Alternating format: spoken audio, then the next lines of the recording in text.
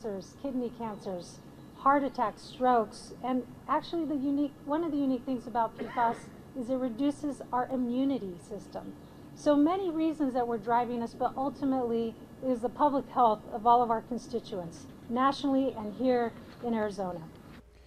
A new push to get rid of dangerous chemicals in our water that won't go away on their own.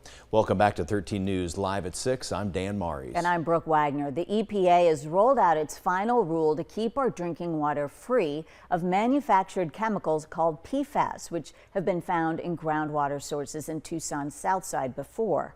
The agency wants all water systems in the country to bring PFAS levels to zero. 13 News reporter Andres Rendon headed down to one water treatment facility in Marana to learn more about the rule and how it will protect water sources right here in southern Arizona. Drinking water is essential to our body's health, of course, but the key is drinking clean water. Well, luckily, the EPA rolled out its final rule to make sure our water is free of something known as forever chemicals. Per and polyfluoroalkyl substances, or PFAS for short, are the chemicals that make coats waterproof or pans non-stick.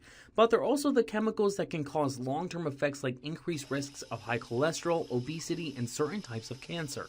And here in southern Arizona, we don't have to look far for PFAS, or what the EPA considers hazardous waste. It extends from the south side of Tucson near the two airports, Davis-Monthan and Tucson International, and extends all the way to the northwest through the town of Marana up into almost Pinal County.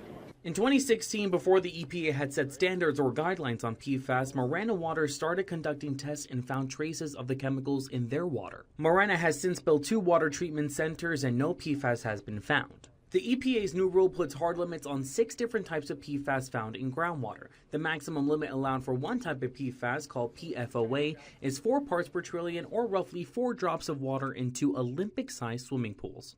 Public water systems under the new rule have 3 years to complete initial monitoring for these compounds.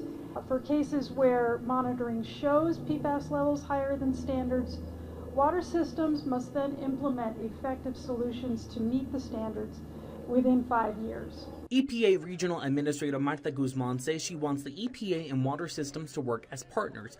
But should a public water system still have PFAS levels above the EPA's maximum contaminant level, then consequences will be put in place. Let's say they started the treatment infrastructure for PFAS and it's not done yet. We would obviously take that into account and not, issue fines and penalties. But ultimately, if you have a system that is just creating a public health issue, now that we know the public health impacts of these contaminants, we have to issue violations. The EPA expects its final rule to prevent PFAS exposure for over 100 million people, preventing PFAS-related illnesses and deaths. In Marana, Andres Rendon, 13 News.